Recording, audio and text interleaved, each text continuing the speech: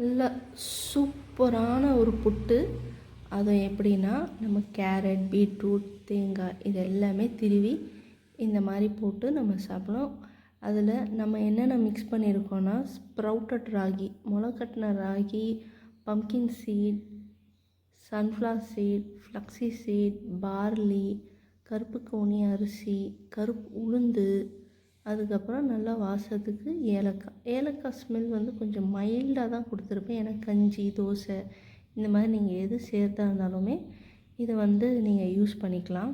நீங்கள் ஆனியன் வச்சு நல்லா வந்து முருகலாக தோசை கூட ஊற்றி சாப்பிட்லாம்.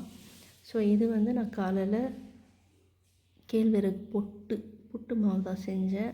நான் எப்போவுமே இப்படி தான் கொஞ்சம் நல்லா நியூட்ரிஷனாக இருக்கணும்னு சொல்லிட்டு வெஜிடபிளும் இதுக்கு நீங்கள் கடலைக்கறி கூட செஞ்சுட்டு இந்த மாதிரி நீங்கள் சர்வ் பண்ணிட்டீங்கன்னா போதும்.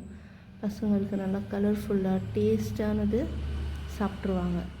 உங்களுக்கு யாருக்காவது வேணும்னா நல்லெண்ணெய், கடலெண்ணெய், தேங்காய் எண்ணெய் எல்லாமே அவைலபிளாக இருக்குது. அலாங் வித் திஸ் புட்டு மாவு நீங்கள் இது கூட எங்கள்கிட்ட பர்ச்சேஸ் பண்ணிக்கலாம்.